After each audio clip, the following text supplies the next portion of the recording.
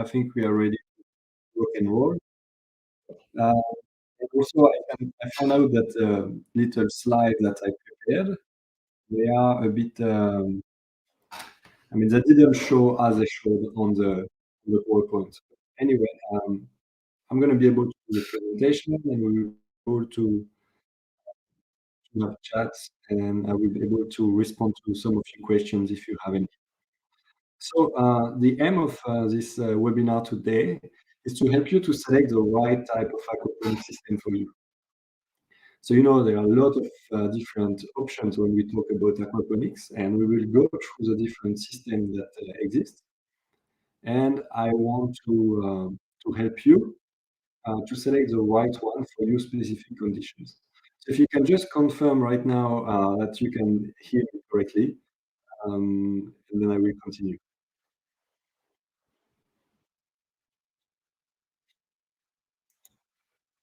Because I see that Sonia is saying that she can't hear me.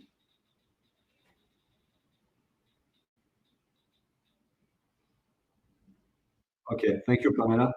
So let's go. So the plan for tonight is a two-step program. Thank you very much.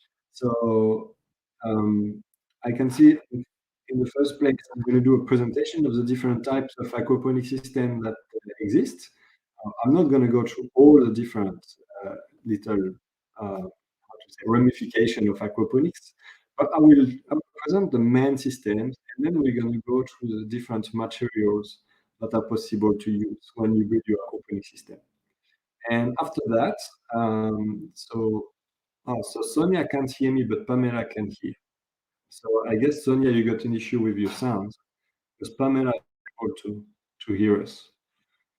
And actually, if I increase my sound, yeah, I can hear myself as well. So sorry, Sonia, but just have a check on your settings. So then we will go through 5 questions, and those 5 questions they will give you a direction into what type of aquaponics you should consider for your backyard. So now we're going to start with the different types of aquaponic systems that exist. So the first one that is kind of common, thank you, Sonia, is a DWC, so, which is deep water culture. It's also called the raft technique. So you see here on the left, you got a sketch of this type of aquaponic system. So there is a fish tank, and on top, I mean, I put it on top here, but it's never on top of the fish tank. But aside, we have a raft. So it's a deep water culture tank where there are some rafts that are floating on the surface. And so the water from the fish is pumped through this other tank where the plants are floating on rafts. And the water flow from the raft system is going back into the fish tank. So this is a type of system that is really well adapted to commercial size or really large-scale aquaponics. But when you work in monoculture, it's very difficult to manage a crop, because here, of course, we don't want any pesticide with aquaponics, and we want to work with natural cycles as much as possible.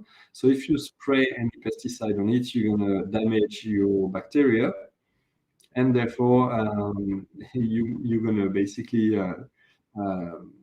kill or break the natural cycle, which is called the nitrogen cycle, which is a transformation from the fish wastes into plant nutrients. That's done thanks to some bacteria. So there are 2 types of bacteria that are really well known to do that, and they are called Nitrosomonas nitrobacter. And if you spray anything on your plants, if you have any insect that is starting to spread on your crop, you will damage those bacteria. So it's very dangerous to work in monoculture when you talk about aquaponics, and that's why those type of big systems need to be managed very properly in order to avoid big problems. So that's one, DWC. Then another one is called NFT, so nutrient film technique, when we run the water through some pipes, and in those pipes we have a very thin film of water that is going through, So you see we have the same stuff before, a fish tank, water pump, and the water pump is pushing the water into those pipes. So in those pipes, we got some plants that are growing. You can see on the right side, you got a picture of one of the NFTs.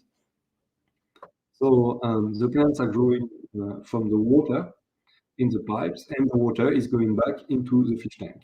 So that's an interesting system because it optimize the space. As you can understand, we pump some water from the fish tank, we raise it, and it goes through those pipes. But those pipes here, you can see they are kind of disposed in a vertical way. So almost one on top of each other, not really, but it's like a pyramid.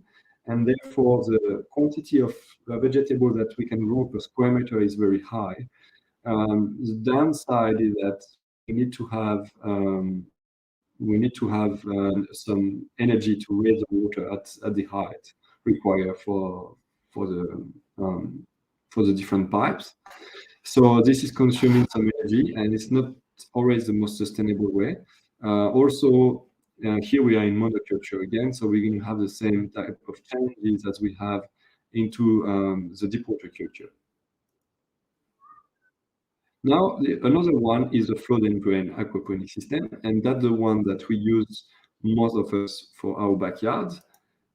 So here's a sketch of how it works. So we got the fish tank on the bottom, and on top we got a grow bed with some media inside.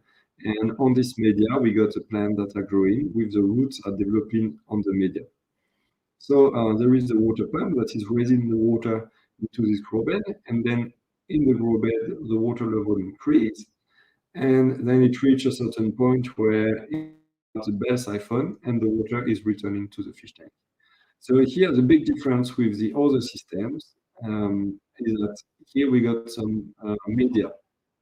Media, it can be rocks, and on those rocks, we got the bacteria that are growing.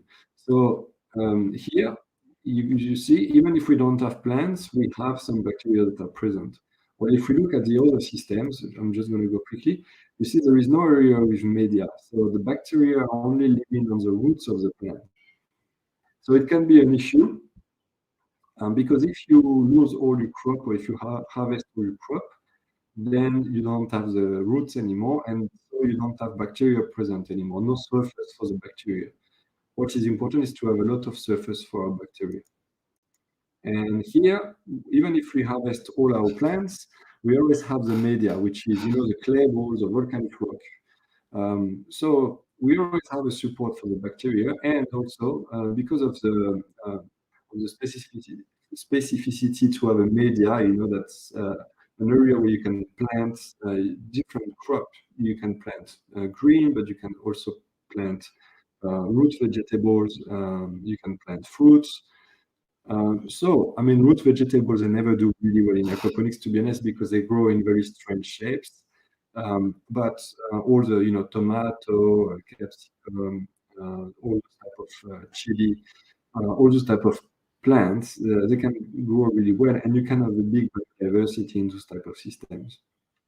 And I think they are really good because they are really well adapted to backyard aquaponics. You can do it in a small scale, very small scale, and you always have your bacteria that are present. So they are not as difficult to manage as the two other types of systems. So here on the right, on the left, sorry, you get a picture of bespoke aquaponics, which is one of the aquaponics system that I used to offer. Now I only offer the to make them. So on the bottom side, on the bottom part, you got a fish tank, and on top of it, you got a grow bed. So in this grow bed, you got your media and you got your plants, and you have a lid here that you can open or close to have access to the fish, and you can use it as a bench. You can sit on it. So now, unfortunately, as I was saying before, the presentation of the slides is not going as well as I wanted, but basically, I want to say that there are different types of materials available. So one of the options that we see very well online on internet is that you can use plastic. You can recycle old tub, IBCs, and you can create your own aquaponics system from this. Um, it's working. It's a good way to start because it's extremely cheap. But the downside is that very often it looks quite ugly.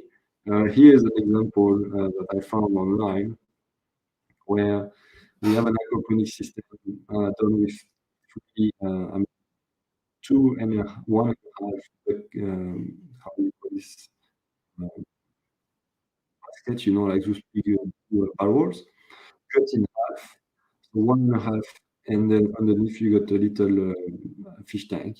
So everything is plastic with lot of pipes. So even if it's really good to learn, I think it's a good idea to learn on this type of system because they are very inexpensive. So you can already trials and errors, and you don't waste any money or not much money at least, just a bit of time. But in the long term, I have to say it doesn't look the best, and that's not really something that I would be happy to have in my backyard. When you play with it and experiment, that's fine, but in the long term, you're gonna probably have issues with your family, partner, or even have negative comments from friends that come around.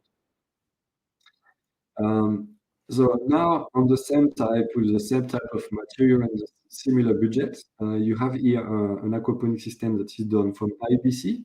So that's the first type of aquaponic system that I started to work with. So this one is an IBC made from an IBC tot that you cut in half, and you can still see the cage through here. And around I wrapped it with a Haitian, and I put a little window to see the fish. So yeah, I think for a very low budget, you can still have something that is a bit more aesthetic than what we saw just before. And it's how to say it's quite efficient. It's still limited on surface. It's just an IBC, so it's only 1 square meter. But I think to start, it's quite fun, and you got a little greenhouse that I built on top. So it multiplies the efficiency of the system as well. So I see Sonia is asking me, did you say not good for root crops? Yes. So in aquaponics we use volcanic rocks. Generally, that's what we use as a media. I mean, there are different options, but volcanic rocks are very efficient because they have a good surface area. So they are really good for the bacteria. But unfortunately, when you try to grow carrots into those type of areas, especially for carrots, they try to, a carrot try to go straight down, and the carrot will basically uh, meet the rocks, the scoria or the volcanic rock that is porous, and so the carrot will try to go inside the holes of the scoria of the volcanic rock and will then grow around, and the shape will be very strange at the end when you harvest your crop.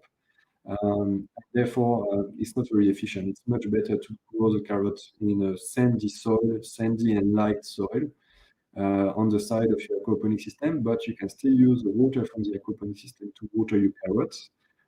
So in this case, they're gonna grow well. It's gonna be a free nutrient-free fertilizer if you want. But I don't really recommend to grow them inside the aquaponic system. Here is bespoke aquaponics again. So here you can see the bench used by the kids. So they got the fish underneath, and they got the green at the back.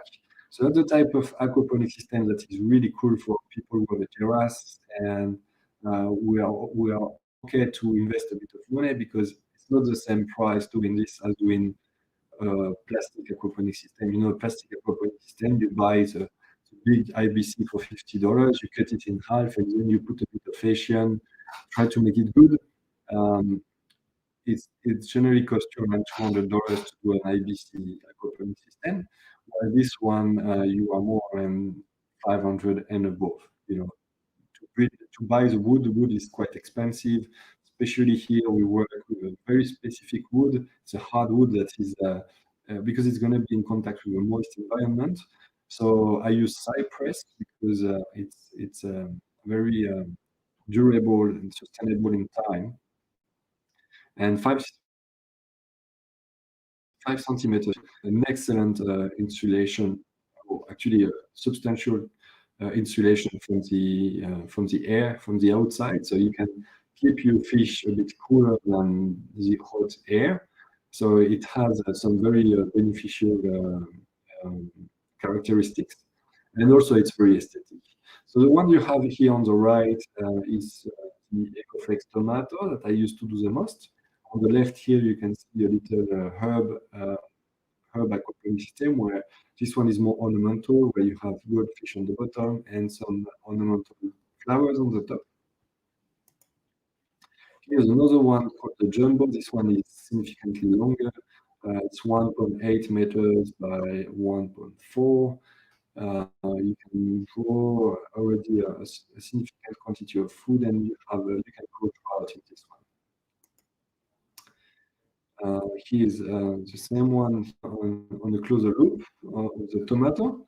And now another type of aquaponics system that I launched 3 years ago, it's the holistic aquaponics system, where now we have the pond on the bottom, the pond basically the fish tank, and then we got 2 raw beds on the back.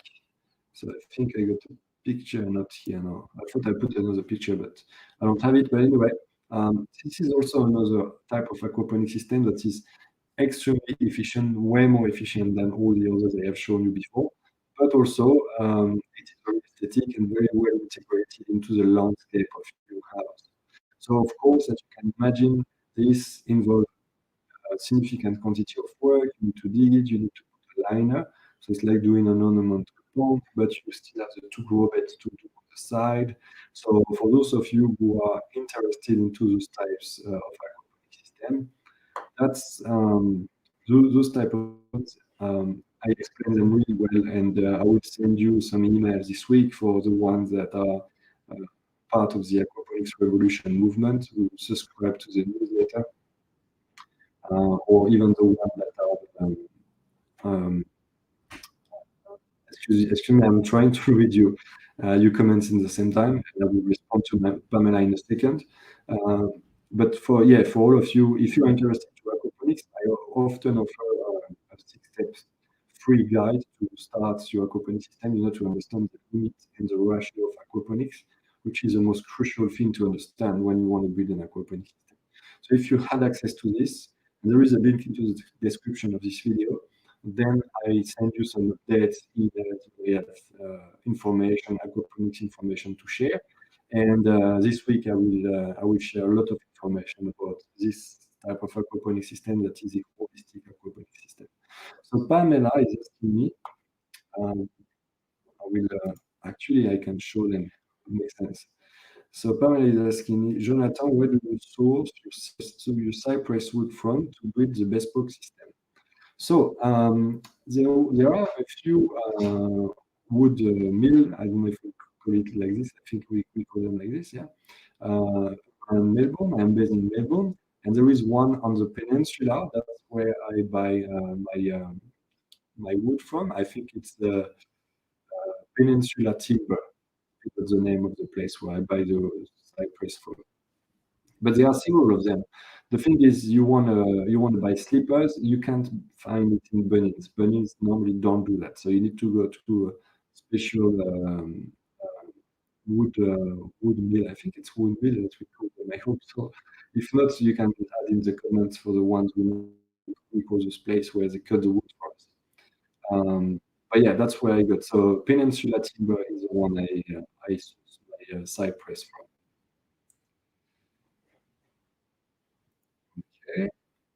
Now, so I want to go to the questions to find which one is the right system for you, to help you to decide which system is the right for you. Because as you saw just before, we got 3 main type of aquaponics systems: so deep water culture, DWC, nutrient film technique, NFT, and then flood and drain. We got 3 main types. But then in those types, I recommend the beginners to start with flood and drain, because that's the most adapted to backyard aquaponics. Once you know that you want to start with flood and drain aquaponics system, then what type of system do you want to choose? Do you want to start with plastic, so the one on the left that is very non-expensive, or you want to start with a bespoke aquaponics, those type of wood boxes that are very they last in time, they are better for the fish, or would you like to go for holistic aquaponics, an in-ground aquaponics system that is really well uh, integrated into the backyard of your house? All the options are interesting, and there is no right answer for everyone. Every case is different, and that's what I want to discuss with you today. There are five questions that are going to help you to decide where to start, where to go in. Um, so I see Sonia that is asking me a question, so I'm going to share it. She's saying, yes, interested in this one. How cold will this holistic one tolerate? Well, Sonia, you go ahead of time now, ahead of me, because that's one of the questions that we will go through just after. So I'm going to leave your question on the side because we will respond to this question. It's actually part of the five questions that we have. So I'm going to hide it and I'm going to continue. So unfortunately, on this PowerPoint slide, for some reasons, on my other screen, it shows perfectly, but in the software that we use on YouTube, unfortunately, the picture is hiding the question. So I'm gonna read the question for you. So, are you renting or owning your property? So why am I asking this question? What do you think? The reason why I ask, are you renting or are you owning the property is simply because if you are renting, you probably don't want to dig the soil and build a new grand aquaponic system. First, I'm not sure if your landlord will be happy. It might be, but if you're renting and if it's for short term, you probably don't want to invest all this time and money to to do something in your backyard that you will not be able to take with you.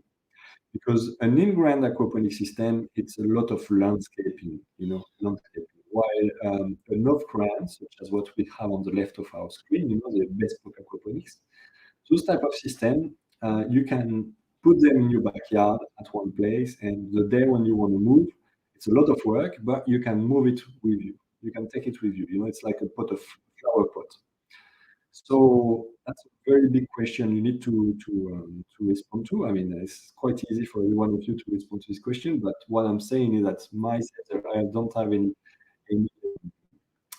any fit all response. When we talk about what aquaponics is a good one for you. Here is it depends on your situation.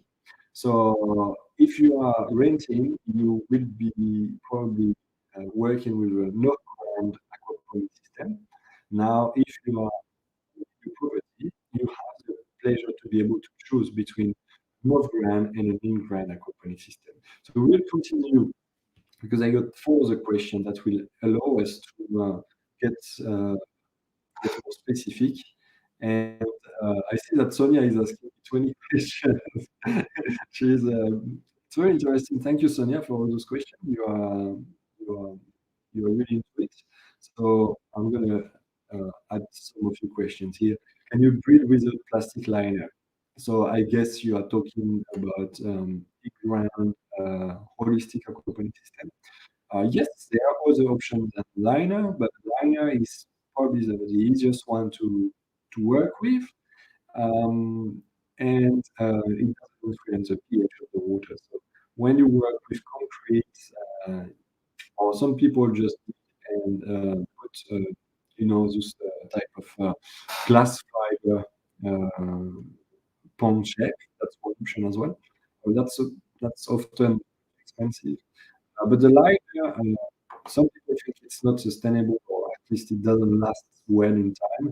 I can tell you, you can have a liner that lasts for 30 years or more. But there are some very specific points to take in consideration to build your holistic aquaponics system.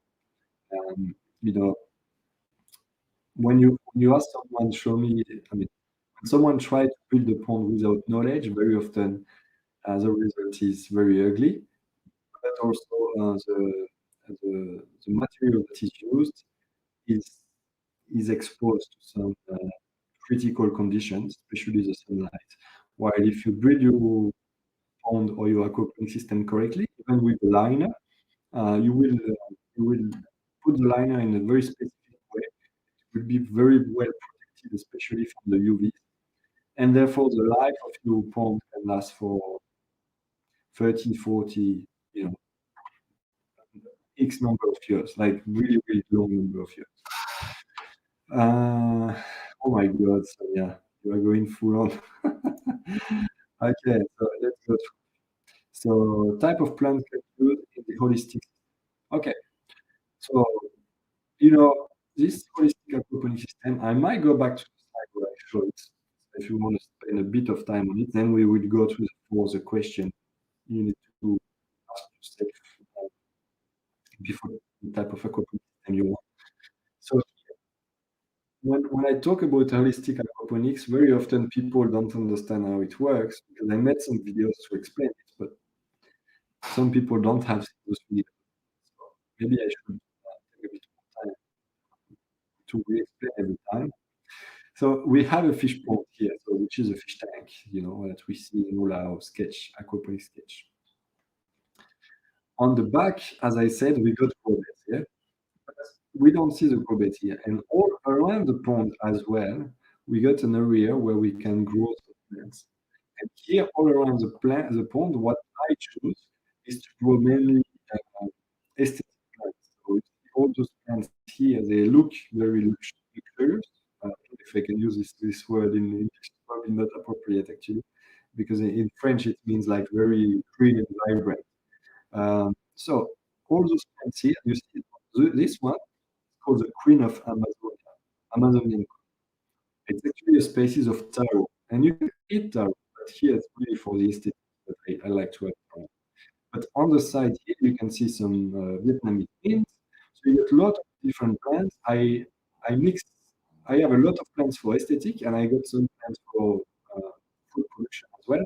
So here I got the Vietnamese mint. On the side, I grew a lot of watercress as well. So that's for the plants that are surrounding the pond. But now, and actually, I use them. They are part of and they're very useful for the aquaponic system because they form a mangrove. So all the babies of the fish that are spawning here, they can hide inside the main. I'm not going to go too far into this very specific point because they also breed them. They will not breed directly in the pond. You need very specific steps to be able to breed them. But the goldfish will. Goldfish spawn in plant roots and in between the plants, and the baby will hide in between the zone. Of course, a lot of babies will be eaten by the trout, but some of them, a portion of them, will be able to hide and to survive. So now, to go back to the probate, we got probates at the back as well. With probates, we grow some plants that we eat. I grow, of course, the most that I grow is silver beet because it's so easy. I don't have to do any work on it. But also I have broccoli, I have a lot of lettuce, and you can grow tomato, you can grow whatever you want. The same thing as we grow in other aquaponic systems. So that's very different. We got what is in the grow beds. The grow beds we got what we saw before, we got bacteria, we got media and bacteria. And on those grow beds we can grow the plants we want, plants that we can eat. But then all the surrounding of the pond there, I put some aesthetic plants because I think it looks amazing and it looks very natural and that's very beneficial for the fish. Okay, so Sonia, you got a lot of questions. I'm probably not gonna have. Maybe we're gonna respond to some of them at the end. Um, yeah, asking how large can you breed and how deep is the pond. Well, there is no limit of how large you want it, but there are some ratio to respect between the size of the pond and the quantity of probate that you have on the back. The deeper the better out there, but you need also to respect some very specific characteristic when you build your corporate system. So I have a full training about it, and I will, if Sonia, if you are a member of Aquaponics Revolution, so you will probably receive some emails this week about all the information that we need to take in consideration when we build this type of holistic aquaponics system. Can you use square meters? Yes, you can use square meters. I own my property. Yeah, that's perfect for the holistic. How to maintain the temperature for the trout in specific zones? Yes, good question. So I think it linked your previous question where you were asking, what you were asking, how cold will this holistic one tolerate? I think here, and it links the question that I want to raise today. So let's go back to my plan, Sonia. Let's be patient a bit. I promise after at the end of the presentation, which is not going to last very long, I'm going to go back to your point. But let's go back to the question that I'm going to help everyone, not just you, Sonia, but all the people who are watching us today, who basically is going to help you to be guided towards one direction, into the type of aquaponics system you should work with right now. So the second question that you need to ask yourself is, are you a beginner or an experienced aquaponics grower? So this question means basically, if you are beginning in aquaponics, you might think it's for you, but maybe it's not. You know, some people they think, oh, I want a garden, and the day they have a garden, they spend a few days in the garden, and then they are bored. Uh, of course, for me, aquaponics is my passion. You know, I love it. Spend so much time on my aquaponics system, not working, not doing much, but just enjoying. You know, I live in Melbourne, so like this weekend, I was in the pond. I don't know how many times I've been in the pond because it was warm, and I swim in the pond. I swim, bath in the pond with the fish. It's quite fun. I like it. I know some people will be horrified by going into the water with the fish, but for me, it was fun. And aquaponics is a real passion for me. But it's not for everyone. Some people think they like it, and then that's like a lot of things. You're interested for some weeks, and then you lose interest. So imagine you dig a big pond, you dig a whole aquaponics system, and then you realize, no, I don't like it. Well, if you have something that is looking good, that's fine. But if you don't do things right, and if you invest a lot of money for something that you don't really enjoy, that's a bit of a shame. So what I recommend for beginners is to start small. When I say small, is like not not just a tiny aquaponics system, because I think very small aquaponics system don't work well. And I raised this point several times, and I had some people who I have a small aquaponics system, it's working perfectly. I'm not saying that it doesn't work. Honestly, it's very hard to balance small aquaponics systems. They require a lot of maintenance, while a big aquaponics system, the bigger it is and the easier it is to maintain and the easier it is to balance. Basically, a big aquaponics system, you almost don't have not much to do. While a small aquaponics system, you always need to be careful of everything. So when you start, if you're a beginner, I think it's a good idea to start on a limited budget. Maybe plastic is fine. For instance, the system we have here on the left, you see, it's done from IBC that is cut, as I was detailing before, and so very limited budget. It helps people to start with aquaponics to see if they like it, and then they can do one season with that, and then they can jump to whatever investment they want to make. But I think that's always a good question to ask yourself. Uh, is it really something I like, and have I tried it enough to make sure I want to go further with this? And the other question that is very linked to this one, question number three, is how big is your budget? Do you have a limited budget, or are you comfortable to invest some significant money? When I say significant, it's never a house price or a car price, no, but it's like, are you happy to spend a bit of money to have an aquaponics system that's aesthetic, good, and produce some food and has some beneficial impact on your life, on your lifestyle, reconnect you with nature, allows you to see some insect, birds, animals around the garden again. It makes things very interesting, especially when we had COVID. You could go outside, just staying in your backyard, having a holistic aquaponic system, having an oasis in your backyard. It's such a pleasure. So for me, the investment really worth it. But the question is, what is your situation? If you struggle to finish the month, if you struggle to put food on the table, of course, it's not your priority to have a company system, even if, of course, it's producing food. But what I mean is that you do with your means. So maybe if you don't have a big budget, or sorry, I don't want to phrase it this way, but if your budget is limited, starting with plastic is an option before investing a bit of money into another type of system, such as the bespoke aquaponics we have on the left, or the holistic aquaponics that we have on the right. Now, question that was asked by Sonia: where are you living and what type of fish are you targeting? So, Sonia, let me drink and I will respond to you.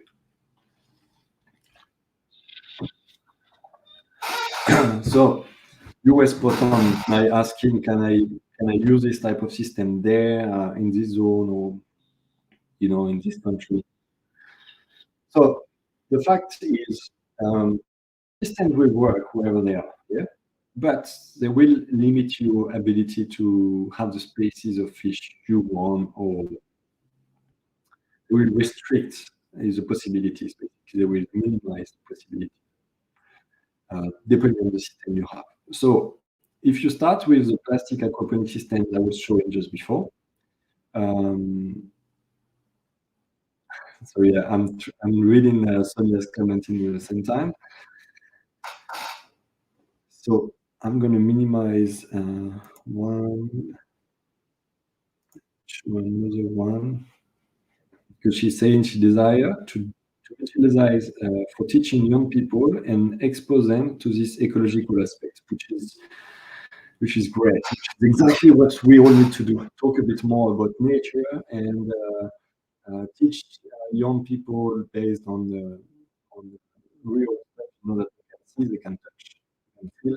Because from one aquaponic system, you can use it to teach mathematics, to teach physics, to teach biology. There are so many things you can teach from one aquaponic system. You can use it as a support. We call it a pedagogical tool. So to go back to the question I was trying to respond to, I will try to, yeah, I will show another one from Sonia. So, how to maintain the temperature for the trout? And the question I was asking me is, where are you living? So, it's two things. Where are you living? What type of fish are you targeting? So, where are you living is that if you are living in a country where you got a lot of variation between summer and winter, that's exactly what I'm observing now in Melbourne, in Australia. Because in winter we got negative temperatures, not much, but a little bit, zero, sometimes minus. And in summer we got 40 plus, right? Last weekend I had 38. So you imagine it's a big temperature range, right? 38 degrees Celsius is huge. So you can imagine trout are cold water fish. So they are not really adapted to this type of extreme temperature. And if you grow them in a plastic IBC, such as I was showing before, your trouts they will not pass this type of weekend. They will not pass days at 38 degrees because the water will quickly raise in temperature. Now, when we work with holistic aquaponics, such as the one we have here on the screen on the right, because it's dug in ground, the water stay quite cool, because it's in contact with the soil. So it doesn't have any opportunity, any time to raise in temperature. And the only area that is going to heat is the surface of the water. Yeah. And then there are some techniques that I teach, and I released some videos on this. about where to put the water pump. Because a water pump, generally, we put the water pump on the very bottom of the pond. That's where we collect the solids, the waste of the fish. But in summer, in those type of aquaponic system, like the holistic aquaponic system, we raise the water pump, we put it on the surface, not on the very surface, but in the first, 30 centimeters. Therefore, the water is circulating on the surface. The water that is coming back from the grow bed is going back to the water pump, and everything stays on the surface. But then when you go down, when you go deep, when you go down and deep, um, at 1 meter or plus than 1 meter, my pond is 1.8 meters. When you go deep, the water is way cooler down. It's bottom part basically what we call a stratification. So there are some layers of water, and the bottom is cool and the surface is high in temperature. Uh, the fish in summer they will go a bit deeper, and they will stay in good conditions. But if you have a classic plastic aquaponic system, you're going to have the heat that is going to come from the walls, and the water temperature will raise, and your fish will eventually die. So if you are in a zone, if you are living in an area where you got a lot of fluctuation between winter and summer, it might be a good idea to have a holistic aquaponic system, or even just what I showed you before, the Ecoflex. It's not as good as the holistic aquaponic system, but because you got the thick cypress that is 5 centimeters thick, you get an insulation around the tank, and it keeps the whole system way cooler than a simple plastic aquaponic system. Now, don't get me wrong, there are always things you can do if you don't have the budget, or if you um, if you are renting. You can just, even if you get a plastic one, you can put some polystyrene all around and try to insulate it as much as possible. It's never going to be as good as an indoor aquaponic system, but you can limit kind of the issue. So I think it's response to the question. Another way, if you want to grow a trout and you're in an area where the temperature goes very very high in summer and you can't invest in holistic aquaponics, or if you have a lot of fluctuation, you always need to select fish that are adapted to your climate, right? If your climate is okay for the trout, but only in summer you get few days that are because the maximum temperature of the water for the trout is around 24 degrees. Above 22 degrees, they really struggle. So if you can't maintain this temperature all year round, you can always grow them for 9 months. You get them at the end of summer, you grow them as much as you can in 9 months, and you harvest them before the big heat. And trout grows super fast. In 9 months, you can have a fish to plate size. Plate size for trout is 200 grams. You will reach this in 9 months. And to be honest, generally, when you get your trout at the end of summer, they will already be quite big, not babies. So on in 9 months, you will definitely grow them to plate size, and you can have it there just before the heat. There are different ways to manage your aquaponic system, but definitely, if you want to have more flexibility with your fish, with the species of fish you can have, that doesn't mean that you can have every type of fish, right? If you live in a tropical environment, you will never be able to grow trout. And if you live in a cold environment, or if the temperature drops negatively, those type of things, you will never be able to grow tilapia or these type of tropical fish. So you still need to be reasonable, but having a holistic will definitely allow you more flexibility into the species of fish you can have. So that was a question number 4. And now we're going to go to question number 5. Is aesthetic and non-step integration important to you? So for me, that's a huge question. That's a mega important point. What I do in the open system, anything that I do in my garden or in the customer place, I always want it to be stunning. I want it to look amazing because the aim is to produce food, yes, but it's also to bring some harm to your backyard. I want you to feel good, when I set an aquaponics system at my at my students or customers. I want them to be happy, to be proud of it, and I want them to happy to spend some time with it, around it. So for me, the aesthetic is massively important. And I used to be a landscaper as well, so of course, I got very sensitive or sensible to this aspect. But it's not the case for everyone. I know some people who have uh, think that dawn always looks the best, and they don't really mind. So that's something you should decide: is aesthetic important or not? Because if aesthetic is important for you, I don't think you will be happy with the aquaponics system. Not for the long term. It's okay to experiment, but in the long term, it will not. So just to be clear, we had 5 questions here. And those 5 questions, if you think of them clearly, you will be able to, it's going to guide you towards one type of aquaponics system, or at least it's going to restrict the options. So now you can make your decision. So either you go for the easy and cheap aquaponics system in plastic, either you go for something a bit more elaborated, especially if you are renting, you will probably not go for rent. So the best thing you can do is to go for what I call plastic aquaponics, which is a plastic wood, which is a aquaponics system made in wood that looks pretty nice. It looks pretty neat, but you can transport it. And the budget is higher than plastic, but still affordable. It's a bit of work to put in place, especially if you want to do bespoke aquaponics, such as the one I showed you. I have a step-by-step training on this. Uh, if you follow the training, anyone is able to do it. And then, if you are owning your property and you really want to go for aquaponics, I can't encourage you enough to go for it because for me that's the holy grail. In fact, when we are talking about backyard aquaponics, of course, commercial. It's really a place that has so many aspects, so many positive aspects in your everyday life. Really reconnects you with nature. I had visits from ducks, from so many animals that I couldn't even think it would be possible to have all those birds around, all those insects, dragonflies flying around. It's lovely.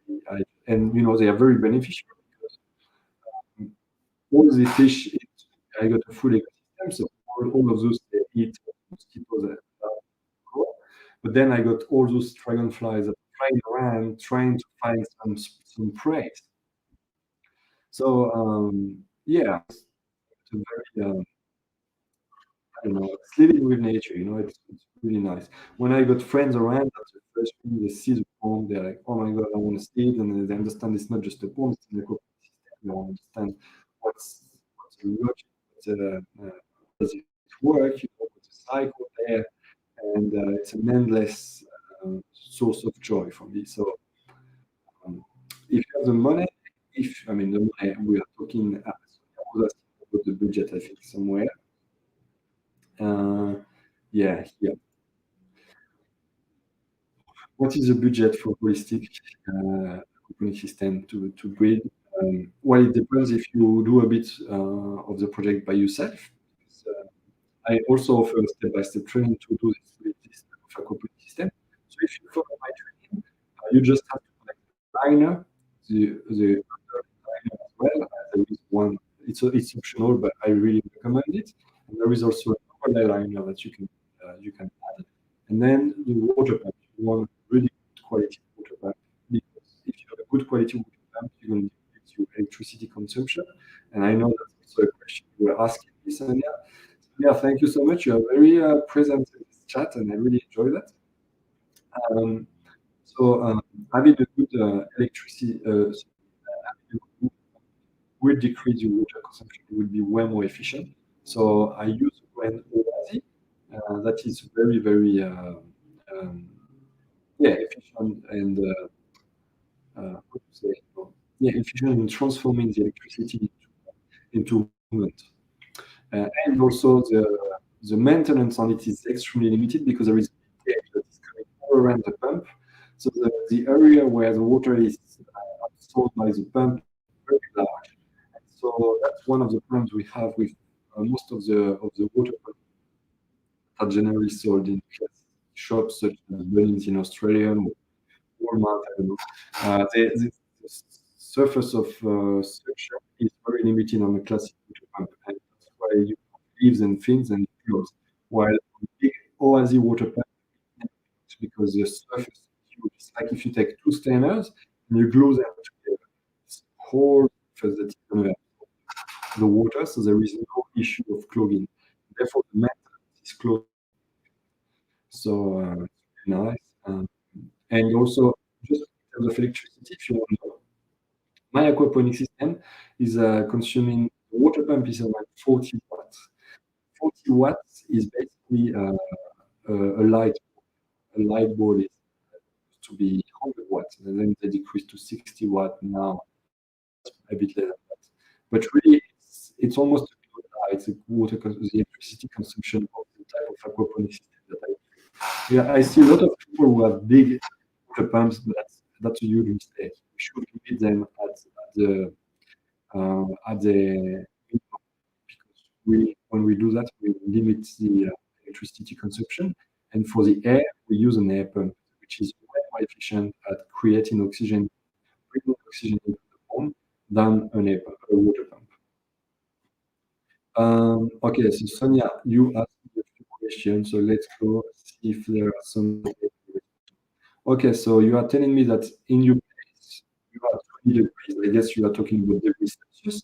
In winter, so minus 20, the only issue we have is that the surface of the pond will freeze, and that's the reason why it's much better to go for in-ground than for plastic of ground, because plastic of ground, you minus 20, you got all chances that the whole thing will freeze like a block of ice. And of course, if you fish are inside, they're not going to survive. So yeah, for your specific conditions, you have to go in front.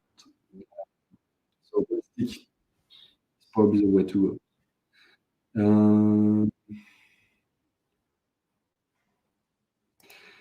Can you can you add the wood-like benches into the holistic one too?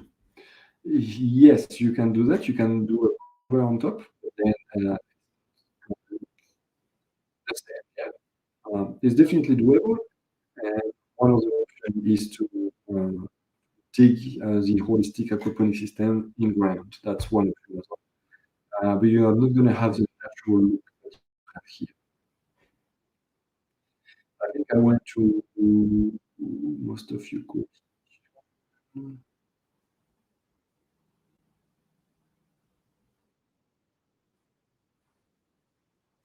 Uh, Interested in the ecological of building water system as yes, definitely. So when you build your aquaponic system, put it in place, you have time where you cycle the system. That's when you grow the bacteria, and then you need to adjust some specific water parameters. And actually, for all of you who are watching this this YouTube live, on the description of this video, there is free templates that I use myself to record my water parameters. So it's a very simple document, it's an Excel spreadsheet where you record all your water analysis parameters, and therefore you have a history of your aquaponics system, how it evolved, and be useful. And also it tells you what type of parameters you have to pay attention to. It's quite important to make sure that you cover them. Okay, Goshen is asking, is saying hello from South Africa. Very nice. Thank you. Thank you for joining us. I really appreciate it. Can you incorporate solar electricity aspect? Yes, of course. Of course you can. Solar run 12 volts. What I found that very often when you buy a small solar water pump, it's a bit pricey, way more pricey than just buying a water pump on the side. So for me, this solar solar panels, electricity, and to store it into some battery packs, and then to plug your aquaponics system to it. For me, that's the most sustainable way to do it, and also financially because you got scale, scale economy. But yes, it's possible. I used to have a small aquaponics system. Just before I showed you an aesthetic one where I was talking about goldfish and ornamental plants. This one was plugged on solar, but I had only goldfish inside, and goldfish, even if there is no sun for several days, I didn't have a big battery in this solar system. And even if the water pump was stopping the goldfish are able to survive with very low oxygen concentration. I wouldn't have used this type of system for my trout systems, just because it was a very weak solar water pump. But if you have a big one and reliable, yes. And there are some now on the market. Um, Alors, we got Gaucher who is asking, referring to the holistic system, does it mean permaculture? Well, yes. For me, permaculture means culture permanent. You are growing all year round. So of course, yes, you are growing all year round with all systems. But here we have a lot of interactions between this holistic aquaponic system and the rest of the garden. So it's not really the aim of this live tonight to talk specifically about the holistic aquaponics system, even if it's a bit the star of all the aquaponics systems to me. But just to be clear, the holistic aquaponics system allows me to produce food in the system, but also I use the water to water all the plants of my whole garden, and I also have a very simple system of filtration. You can have access actually to this step-by-step filter, how to make the filter, when you get in the link of the description of this video. And it's called a Swire filter. And I got two of them on this aquaponics system. And there I collect what I call the black gold, which is basically some type of mud. Basically the fish waste. I try to collect some. Don't worry, there is always enough for what the system needs. But you can collect whatever is too much for the system.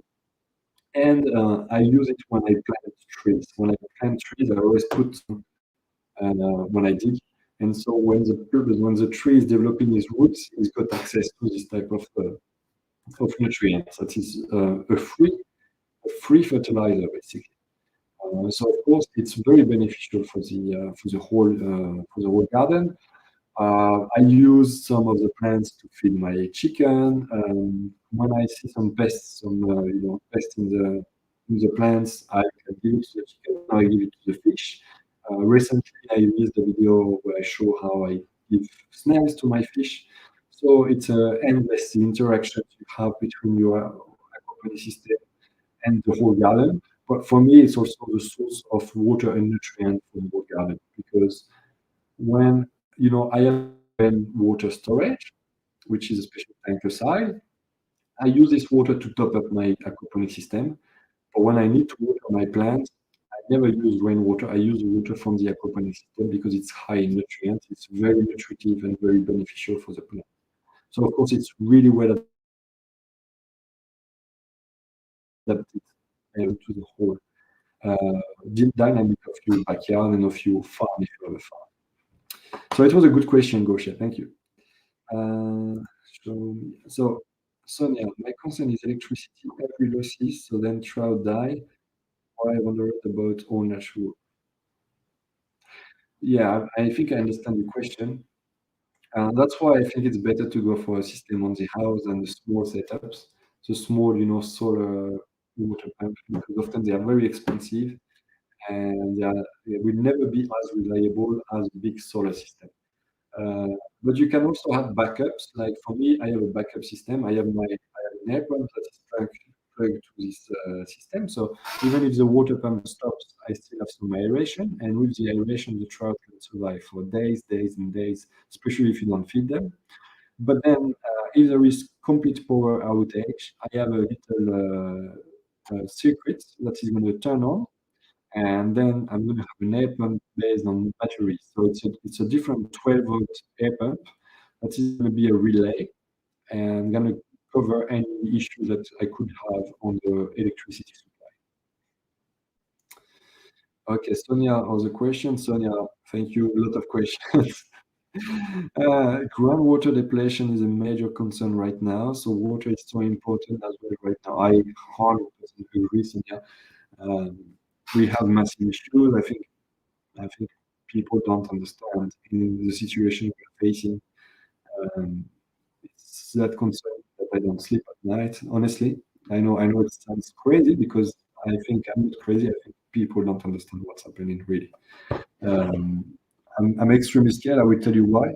My parents are still in France, in Europe, and it's winter. So where I come from, it's close to Switzerland, in the mountain, close to the mountain, let's say. And in winter, we normally have negative temperatures, or very low temperatures, and we can have -20. The lowest we ever had was -42 Celsius, but that's historic lowest. Yeah. But -15 is very um, how to say current. It's usual to have -15 where I come from in France. Well, my parents they called me. I mean, I was uh, in the weekend, and they had 18 degrees Celsius, 18 plus 18 instead of negative temperature. So last summer, as you know, it's been cold, it's been extremely dry. So for me, it's more than concerning. I honestly don't see how we're going to survive within the next 5 to 10 years. I have no idea how it's going to happen, but we really need to move and to do things. And aquaponics is probably not the solution. Like there is no one solution that can help us. But I think being more resilient, be conscious when we consume water, trying to preserve our forests. That's all little things that we can do, and hopefully it will help us to minimize the terrible things that are coming towards us. Anyway, I'm not going to elaborate too much on this because it's really a terrible topic. But yeah, water is something we should all be collecting rainwater. That's for sure. We need to make sure also that we leave enough water going through for nature. Our source I mean, I see what agriculture is doing, and there's nothing against farmers. Farmers are just doing the job with the system that is in place. But yeah, the organic matter that is normally present in the soil is decreasing, and because of that, the soil is not able to retain the water, so all the soil is washed out. And when it rains, the water goes directly into the river and into the sea instead of staying in the soil and being moist and available for the plants. So we really need to regrow our soil, and we need to be very cautious on what we do with water. That's why water, when we can use it several times instead of once, uh, that's a great thing. So, thank you, Sonia, for the question. I 100% agree with you. I will try to find another question.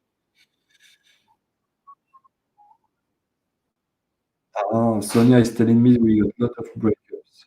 So I hope you guys can still hear and understand um, my, my sayings. Okay, so let's see what Gosha is talking about. So 2.3 hectares, bought 90% solar, 10% diesel. Okay. Fortunately, yet lost fish, wet as a result of sun not shining, and save huge amount of money. Oh, that's great. Great to hear. Great feedback. Okay, the maintenance. So, Sonia, I'm going to release very soon a free guide to help people to involve in the of the system. And into this, you're going to have a schedule. Basically, it's gonna be an Excel spreadsheet with a schedule of all the different tasks. And for every task, you're going to have a video on what needs to be done. I'm happy to roughly tell you on the top of my head the maintenance, but because it's coming just on the top of my head, I hope I'm not going to miss too many points. So it's probably not going to be exhaustive, yeah? So the first thing is, of course, every day to feed your fish. So when I say every day, if you go on holiday, don't worry, don't put any automatic feed or anything. That's the worst thing you can do. The fish can survive for months without food, yeah? It's nice to feed your fish every day. It's not because they can't survive for months without food that they like it. And especially if you want to grow them to eat them, it's a good idea to feed them every day. Because when I was saying that a trout was growing to plate size in 9 months, that's a trout that is fed, right? If you don't feed it, they are not going to grow. So that's important. First thing, feeding your fish. Second thing, harvesting the plants. It doesn't, I know it seems strange to say that as a maintenance, but feeding your plants, sorry, harvesting your vegetables is very important because if you leave them in the aquaponic system, they're gonna decay, they're gonna decompose, and they're gonna release organic matters in the system, which is in one part good. It's good to have organic matters in the aquaponic system, but you still don't want to go too far into this. You want to limit it. There is a limit to the quantity of organic matters you want. Uh, so harvesting your plants is good. And when you harvest your plants, if the plant is done, then try to pull the roots with it. So that's the second thing. Then third thing, um, I would say that is to add some minerals sometimes because we have a natural cycle where we feed our fish with some fish food pellets. And this fish food pellet is basically the only thing that is going into the aquaponic system. The rest of the time we take off the aquaponic system. So we harvest our crop, we harvest our fish, we harvest our vegetables. Sometimes it's good to give back. So giving the fish food is good, but sometimes you might see some yellow leaves, some deficiencies on the plants. That's when you need to add minerals and you add, yeah, I use rock dust and chelated iron. So this can be done. The frequency is really dependent on the type of crop you are growing, the quantity of crop you have, and the type of fish food you are using. So it can be done every month, or it can be done every 3 or 4 months. It depends. You have to look at your plants. If they are green, that's fine. If you start to see a bit of yellowing, you need to add a bit of minerals. Those minerals are natural, yeah, there is no problem. It's just a rock dust. It's a rock that is commanded to be older, and therefore, when you put it into your water, it's available for the plant. Then, depending on the water pump you buy, you might sometimes have to maintain the water pump. That means getting the water pump out and removing all the whatever leaves can be. Depending on the system you have, you might want sometimes to take a type of net, go on the bottom and clean the bottom, remove the dead, basically same thing as what or whatever organic matters could be on the bottom of the pond. And sometimes, like every few years, you clean your grow bed. And that's one of the biggest work. It means that depending on the beta you use, I used to recommend to use a lot of 7 mm scoria, so that is only 7 mm big. The problem is the space in between the rocks is very limited. If you grow your aquaponics system for years, you will have organic matter that is going to come in between the rocks, and with the bacteria that are developing on it, it's going to form a type of cake, and then it's not to be able to breathe properly. So sometimes you need to basically move your media around and plug a pipe on the bottom of the grow bed to direct it directly on your garden, and you move the media, and the water will be black, and all the organic matters will be able to run away. So that's a type of maintenance that can be needed. I think a really good solution to limit doing this because it's a lot of work. It's to use a bigger media. I use now 20 mm scoria. So the space between the scoria is way bigger. when you go to rocks together. Therefore, it allows the organic matters to not solidify in the media, but to be captured in other area of the aquaponic system, especially as I was talking about before, into the soil filter. Um, and what else? I think that's pretty much it. I might have forgotten one thing, but I think that's it in terms of maintenance. Of course, doing your water parameters, reading your water parameters, and setting your pH. Sometimes you need to raise the pH because naturally the pH in the aquaponic system is decreasing due to all the organic reactions that are happening in the aquaponic system. Sometimes you need to raise up the pH.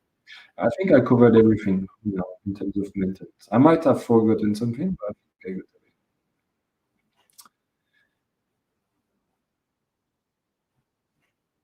Okay, so now I got a comment from Gaucher.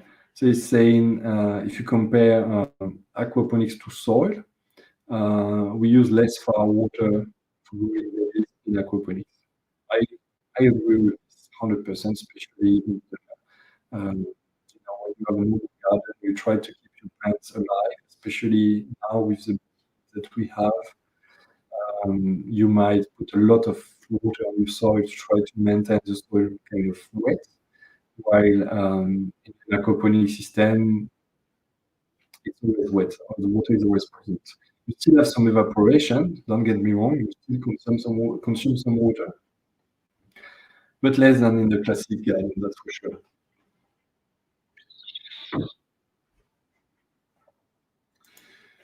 Sonia is asking, does your system handles rain? Yes, of course it does. There is no problem at all. When the rain comes, the level of the raw bed of the water pond increase a little bit. And if it really increase a lot, then the water will just go into the garden and will be absorbed by the soil. So nothing really, rain is not a problem. It's quite the opposite.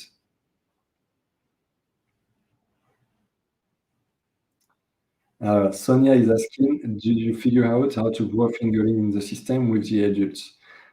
Yeah, I mean, and there are different options. You can put a cage, you got floating cages that you can put in the system, or I can grow some in a separate aquaponic system. So the options are really multiple, and one of the other options is to have two ponds, one after the other, and to have the small ones in one and the adults in another one. Of course, you have to think that the trout are always trying to go upstream.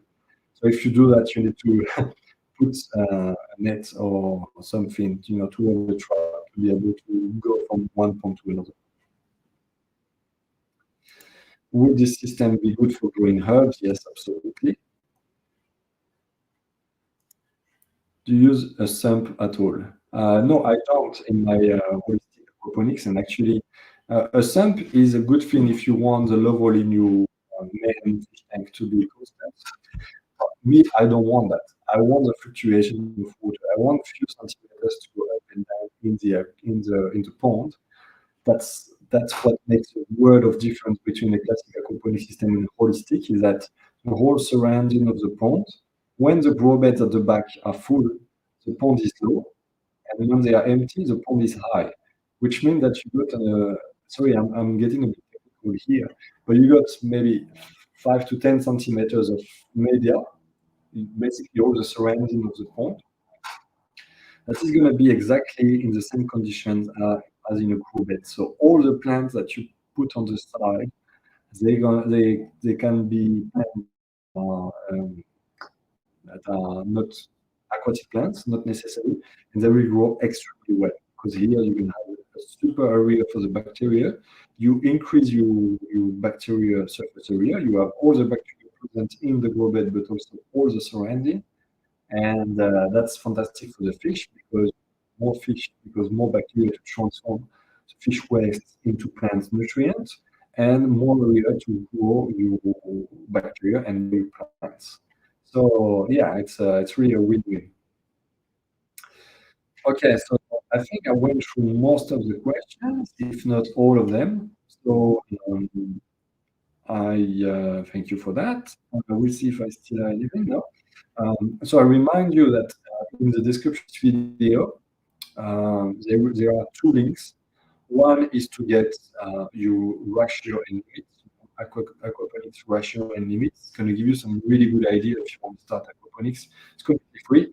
You just go there and get this. I call it a training, but it's really light, but free information to make sure that if you build your aquaponics system, you are not completely off the chart, and you're going to build something that is going to be quite efficient. The second link is a link to the spreadsheet I was talking about, the Excel spreadsheet where you can record your water parameters. That's paramount. If you go for aquaponics, I see too many people who have an aquaponics system and never check the water parameters. I think it's quite important to be able to record them and to make sure that your fish are in good conditions, making sure that your ammonia and light are quite low, close to zero. That's paramount. Otherwise, you might stress and lose your fish. So those two things are available in the description. Soon, I will, as I was saying to Sonia before, I will release a free guide for the maintenance of the ecosystem. So it's going to be a spreadsheet with the different tasks, the frequency, and some videos to show you how you do this. So I hope this was beneficial for all of you. It was a pleasure for me to speak with you, and we had some very interesting questions. So I want to thank Sonia and Goshe for this nice question. If you have any other question, you can leave them in the comment of this video. I often have a look on my YouTube channel, and if there are some comments, I respond to the questions. Still interact, no problem. And yeah, it was enjoyable to do this live with you guys. So I might do another one in the next few days. Take care and keep in. Bye bye.